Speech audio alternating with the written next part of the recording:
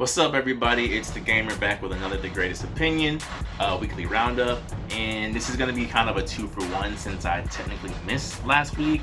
But anyways, let's just get right into it. All right. So first up, let's talk about Sony officially and kind of unofficially announcing the PlayStation 5. Granted, they haven't had the big rollout yet, the big announcement, the big, usual fanfare that they try to drum up with a new system. But we are getting a PlayStation 5 next holiday. So winter 2020, we will be getting a PlayStation 5. It's something where at this point it was expected. The PlayStation 4 has had a pretty long life cycle, especially considering this modern era of gaming where graphics and hardware and processors become better and better every couple of months. It's gotten to the point where, the PlayStation 4 at this point is kind of outdated software and hardware. Now, when it comes to the PS5, I gotta say out the gate, first and foremost, I'm a Sony fan, alright? They got me at a young age, okay? As soon as the PlayStation 1 came out and the Xbox came out, I was given a tough decision as a child about whether I wanted to get an Xbox or a PlayStation. And for me, I was like, you know what? The PlayStation seems like it has cooler games. So I'm gonna go with PlayStation, and that's just kind of been the pattern ever since. I've had the PlayStation 1, the 2, the 3, the 4. And one thing I can say about Sony in their pros section is that they know their fan base. They know what their fans come for. Alright? So Sony knows, they have a good idea of why people keep coming back to buy their new consoles. They provide very amazing, most times, first party gaming experiences. Sure, their parties might not be as widely recognizable as say Nintendo, but when you got God of War, Uncharted, even this new Marvel Spider-Man that came out last year, it's like Sony again has had a track record of just having very high quality games. Not to say that Xbox hasn't, but if you're talking about the general standard of games, you can't really compare something like Halo to Uncharted 2. Right? You just can't. So knowing that I feel, in my opinion, that Sony has to some degree taken advantage in the past of the fact that they have such a great library of games. And it's been like this since, I want to say, even the PlayStation 2 era. I remember, again, being a kid, being a teenager, seeing that a PS2 memory card was like $25 flat. It was never on sale. There was never a discount. There was really no way to get it cheaper unless you had a mom and pop's electronics store that sold it for the low. Sony had flat prices, and that included the memory cards, that included the controllers, that included almost any accessory you could think of when it came to their product. To kind of continue this history lesson of Sony kind of taking advantage a little bit of their fan base, you look at even the digital offers and digital titles that have been offered on the PSN network. Why is it that Xbox and Microsoft had to be the first ones to kick off true backwards compatibility? Sony was more than happy to sell you the game you've already bought and played at a younger age for almost full price on the PSN network. It was either you paid the price or you dusted off your old system to play that old game. So I think moving forward, getting into the PS5 era, I think Sony has seen what Microsoft has done to connect with their fan base, and it would serve in their best interest to play catch up. In specific game notes, there's been a lot more information coming out about the new Pokemon Sword and Shield that's coming out next month, and they've been showing off and really trying to ramp up this Gigantamax feature, showing off new Gigantamax forms for Pikachu, Meowth, and Charizard.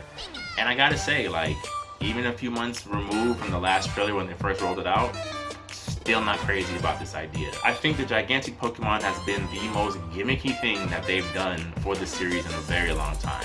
Even though I haven't been the biggest fan of Pokemon games now that I'm older, I have always paid attention to them, and there's been some really cool things along the way. I thought Mega Evolutions were neat. I thought Z moves had a lot of potential, and it's kind of needed to be fleshed out, maybe over a sequel or subsequent games. But I'm not seeing the pro of having a giant Pokemon battle.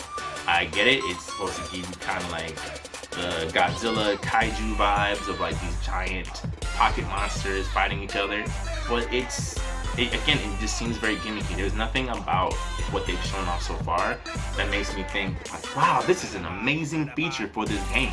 This is really going to be a game changer for the franchise. I would not be surprised if any sequel they have coming out next year for Pokemon, if this idea totally gets scrapped.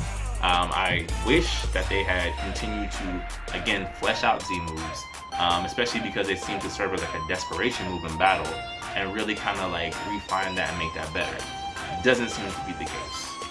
Instead, we're getting more love for super giant Pokemon and super giant animation flashy techniques, which do look good, but ultimately this looks like bells and whistles on an already kind of ho-hum game, to be honest. So One Punch Man, a hero nobody knows, has officially launched a trailer that showcases the character creation aspect of the game, which then brings into the title The Hero Nobody Knows, because you will be playing as a hero who's trying to make it to S class within the One Punch Man world in this fighting game. When I see games like this, it can't help but make me think of how it was trying to get into anime games growing up. So we're talking like late 90s, early 2000s, where you kind of had this phase of anime games where it's like, you're gonna get whatever we give you. So the quality of the game was kind of like an afterthought. I mean, you did have some franchises that got pretty good games. Dragon Ball Z obviously comes to mind.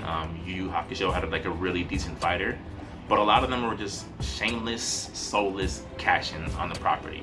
It's like we're gonna slap Yu-Gi-Oh across this and you're gonna buy it because it's Yu-Gi-Oh. You get what I'm saying? I feel like to some degree, maybe not entirely, because obviously we have exceptions, but I feel like to some degree we're starting to get to a point where anime games are starting to once again be made for the cash-in grab. Nothing about this One Punch Man game looks good so far. Nothing. One Punch Man as a franchise is something that is not built for a fighter. You know, the main character can defeat anything in one punch. How does that make for an interesting fighting game? You're gonna put in characters like Vaccine Man and Mosquito Girl who were in the anime for what, 2 seconds before he killed them? He kills Mosquito Girl with a slap. You know what I'm saying? Like, these are things that I'm like, I don't understand why you feel like this makes for a, like, I don't understand like why you feel like this would then make for good fighting game material. Like, what One Punch Man is like, yes, I can't wait to play as Mosquito Girl. You know, like, these are just the things I'm like, I don't understand why this game is being made as a fighting game. 1, 2, it's Spike Chunsoft. And no disrespect to Spike Chunsoft, but their track record over the past few years has not been great. Don't get me wrong, I feel like there is some type of passion in the franchises they've adopted. You know, they did One Piece Burning Blood, they did Jump Force, now they're doing One Punch Man. And you can tell to some degree that there's people on that development team that really care about the characters that they're designing and creating. But let's be honest, Spike Chunsoft just does not have the chops to make a really good anime game. It's pretty obvious. I don't know if it's something where they need to spend a couple of years just focusing on one franchise. Like, maybe if we were on One Piece Burning Blood 3, I'd be like, yo, like, they really did their thing, they refined everything was great. But they seem to be hopping from franchise to franchise, pretty much whatever Bandai Namco will throw at them, and they're just like, sure, I'll make it. And the game ends up looking either really terrible, because their character models can be kind of wonky at times, or it plays terribly. And it's just like, how many more chances are we going to give Spike Chunsoft to drop the ball? Jump Force to me was them dropping the ball, but I've already spoken about that. You know, I just think it's time to really, you know, like, especially with anime never being more popular than it is now, now's the time to really crank out good quality games. This is the time where it's like, I was Bandai Namco and I was the publisher trying to distribute these games, I would pass it out to companies who are going to give me another Fighters. Pass it out to companies that's going to give me another Xenoverse. You know, even with all its pros and cons, Xenoverse is still a pretty good game. Give these key franchises to key people who have history in these type of genres to crank out a really good game that's going to get your casual fans of that genre into that franchise. I don't understand this whole like cash in quality model that we've adopted from the 2000s. You know, I don't get it. And last but not least, although it is on the kind of like minor news side. For those who have been a big fan of CyberConnect 2's take on the Naruto franchise, the president of CC2 had an interview recently where he announced that there is not going to be Ninja Storm 5. It wasn't confirmed that there will never, ever, ever be a Naruto game developed by them again, but it seems like Storm 4 Road to Boruto really and truly was the last entry within that Storm engine of Naruto fighting games from them. To me, this is a little bit disappointing because I feel like although CyberConnect 2 over the years definitely got a lot lazier with their approach to these games, and there's plenty of reasons and evidence to support that they kind of took their foot off the gas when it came to being creative with some of these gameplay elements, they still clearly had a lot of passion and a lot of love and a lot of admiration for the Naruto franchise, and that poured into their games to at least to some extent, at least to make the games enjoyable. And no disrespect to Shinobi Striker, but let's be honest, it was alright. It was cool. Like it's something where it's like if you enjoy Naruto and you enjoy these kind of like online based type games, it's probably right up your alley. For me, I played it. It was cool. Again, it was fine. But it's clear that the Naruto franchise in terms of gaming is kind of in limbo now that CyberConnect 2 is no longer making games. For people who are fans of both the Ultimate Ninja and Ultimate Ninja Storm series, it's a little disappointing to not see them take at least one final crack at the Storm series, giving us a Storm 5, fixing all the mistakes and tweaking things that they didn't get around to in Storm 4, and really giving us like a swan song of a Naruto game instead of a pretty good Naruto game. But those are my thoughts. What do you think? Is there anything you're looking forward to in the PS5 in terms of graphics, gameplay, the type of games that are coming out?